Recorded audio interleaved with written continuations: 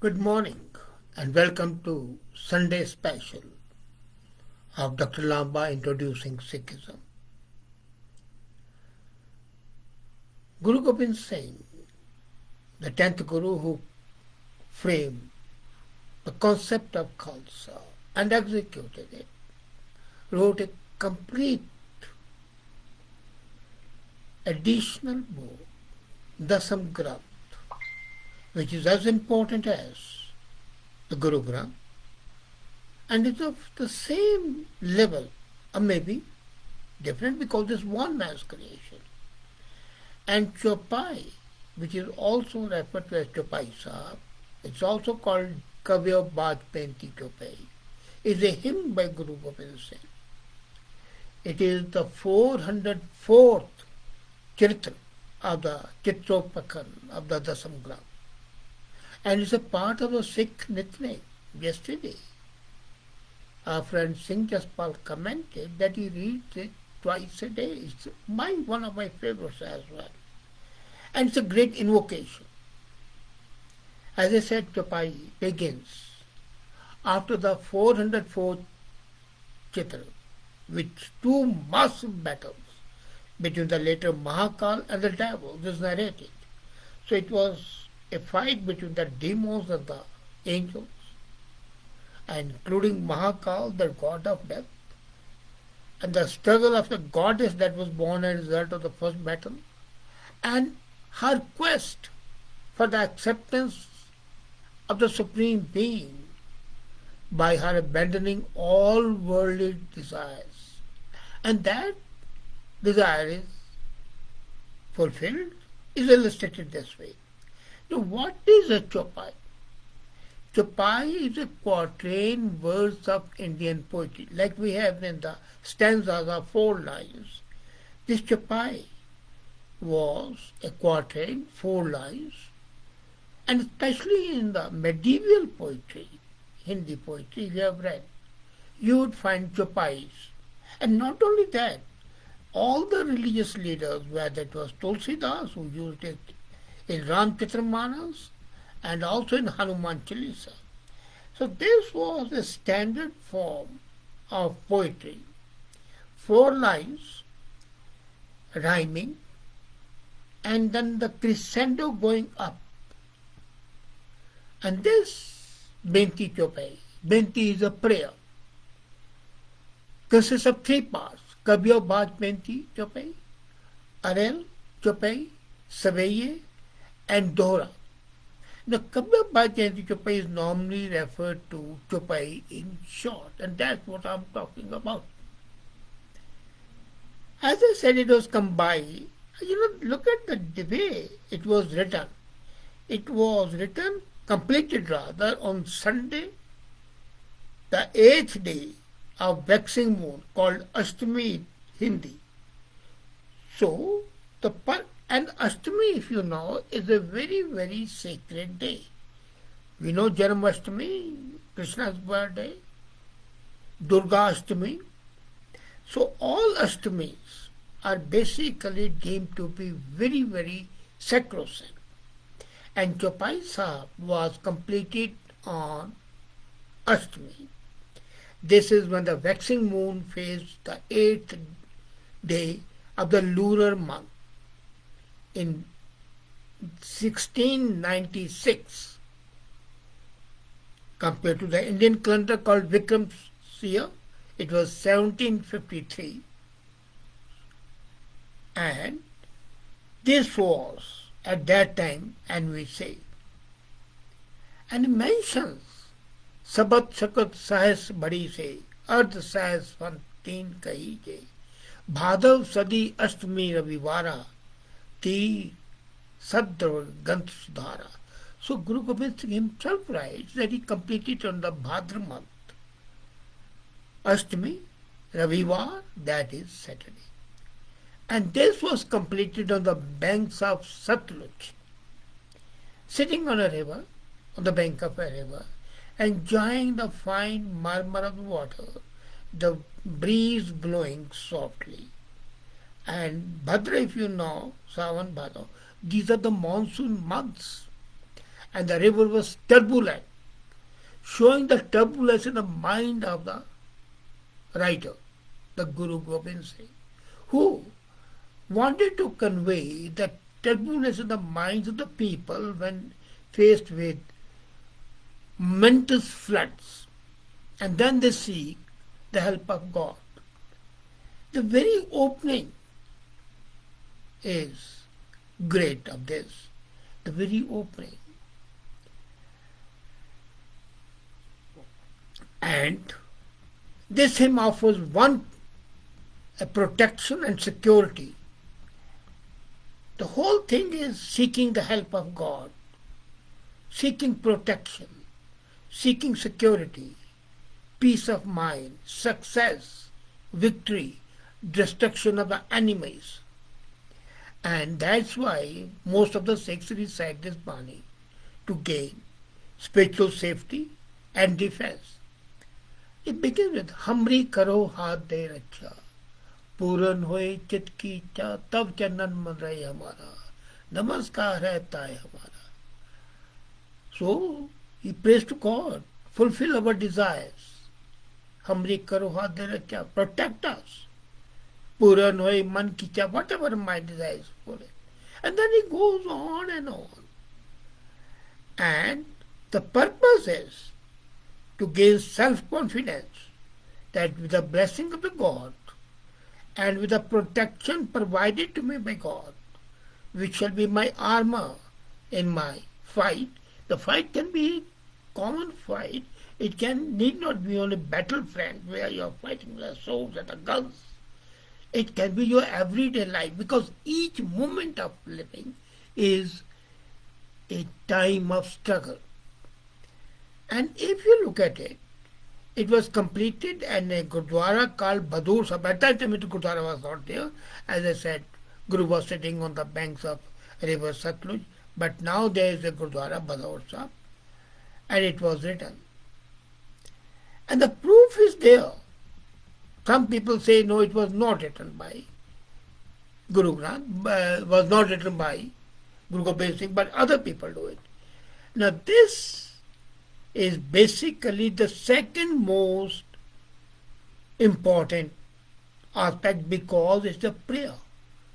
Most of the recitations, most of the scriptures are not prayers, they are explanations, they are guidance. I'll discuss with you one day, even Sukhmani Sahib, another scripture. People think it to be prayed, it's not. It's advisory. It's more in the shape of what the Muslims have hadiths. So, if you look at it, now, Charitar, there's a comment just now that was Charitar. Charitar is a trick, deception. And Charitropakhyan is the clarity of these tricks revealed. So they are highly negative energies which are bound in the Charitar, and those negative energies have to be countered. And that is why Guru Gobind Singh in this Chaupai seeks the blessing of the God. As a matter of fact, if you look at it, the whole thing is one continuous request, man bachat phal pave soi, dukh na kise vyapat koi, that we'll receive the fruit desired by mind, and no suffering will occur. The dumb will listen to it. Sun gange jo yai rasna pavi, sun mood chitlai chatarta avi. दुख दर्द बो निकट ना तिन नर के रहे, हो जो या की एक बार चौपाई को कहे. The dumb people, if they listen to it, will be blessed with the tongue to speak. That means they will no longer be cowards. The fools, will they listen to it, will get wisdom. The person will require single-minded faith and will be rid of all suffering, pain and fear. Naturally, when you have a feeling that somebody is protecting you, then of course there is no fear at all. and your mind is no longer fickle, and desires made in the mind in a hurry, and the rest scatter the attention. So leave all those desires, all those thoughts to God. And then you need to be fearless. You need to be confident. दुख दर्द वो निकट न दिन नर के रहे हो जो याकी एक बार चौपाई को कहे. Now, anybody who sings it even once would have neither pain nor any problem nor any fear. Now, the word yaqi is derived from the Arabic word yaqeen. Yaqeen is confidence, certainty, boundless faith. So if you've got the boundless faith in the God, and then you sing this Chaupai with that faith, then you will have no pain and no problem. Pain and suffering will not come near you. So this is basically a great confidence. There are certain doubts about this. Most of the people who read Chaupai omit the last two pauris, the last two stanzas, and they were deleted for certain purposes by interested people. In another episode, I'll discuss how the British were enablers in destroying or trying to manipulate these. For example, Ragmala was removed at one time, and here the last two stanzas were removed by some people at the behest. So that's why the Gutka is a mini book which carries 5, 10, 15 scriptures which people read daily. They don't open the complete Guru Granth. But there are two types of Gutkas. One is a common Gutka. The other is a Nihang Gutka of the Nihangs. And if you read the Gutka of the Nihangs, you will find two extra stanzas of the Chaupai in that, which is the real one. Now, how the British did it, as I said, I'll discuss it in another book. But the fact is that the last two pauris were never left out until recent history. And that is why and not only that, let me tell you, even Mool Mantra was stopped. It was reduced. The real Mool Mantra was a longer period. Ragmala was debated and made optional. Anand Sahib was shortened. 5 pauris and the last pauri were made, but not the 6th one. So the purpose was to eliminate the martial spirit in the Dasam Granth and all the banis to it. They wanted to ensure that the identity was not there. But as I said, I would discuss that in another one.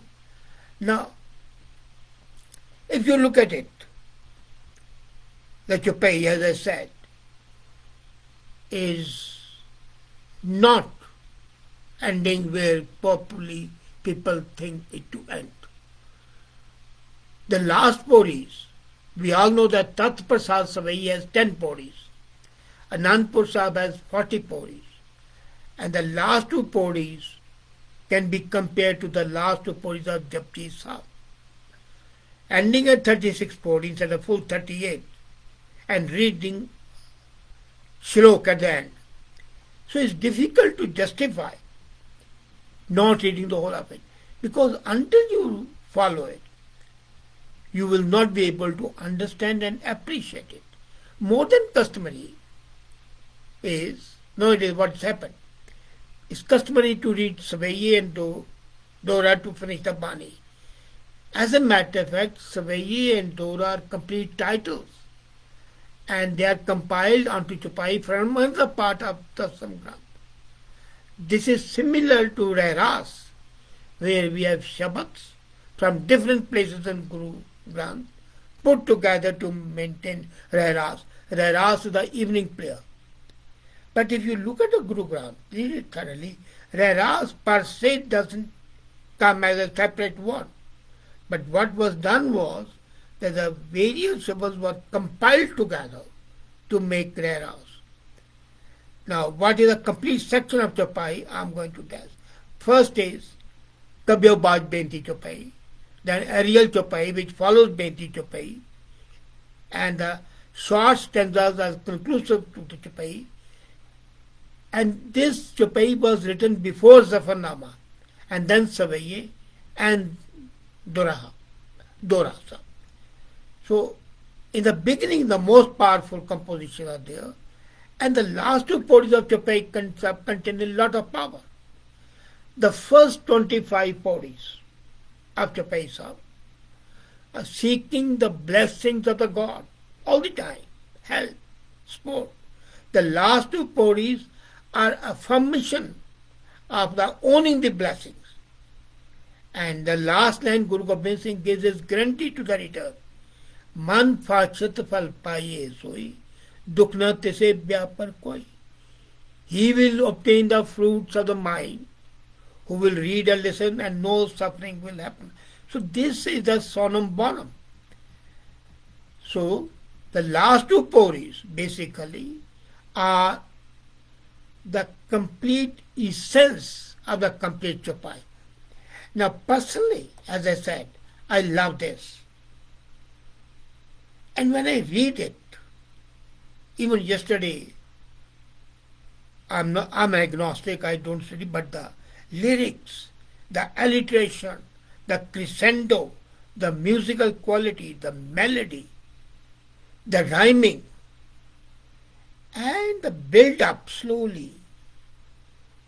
It starts as a breeze and then goes on like a tornado. And all the time is building into your mind a mountain of confidence. Confidence in yourself because you're not going to do something wrong. Because God is with you, and a person with whom the God is a manifestation of all goodness and sincerity and purity. And that is because of the magnetic quality infused by you by reading, reciting, or listening to Chaupai. This veritable part of the sixth scripture, devoid of all the religious connotation, is in fact by itself the finest specimens of an invocative poetry, an ode to God basically, ode to the Almighty, seeking blessings. It is at par with Paradise Regained. And if you read Dante's Il Paradiso, it's much above that. Unfortunately, it has not been translated the way it should have been. But if we look at the word of great works, this would stand in the top series as far as invocation, confidence building is concerned. As I said, cut it off the religious aspect, take it in the secular aspect. And this is a poem meant to make even the most weak person full of confidence because of the grace of God. And there you know the Greek tragedy comes in. There by the grace of God goes I. And this invocation is something worth reading, worth studying, worth emulating. Thank you.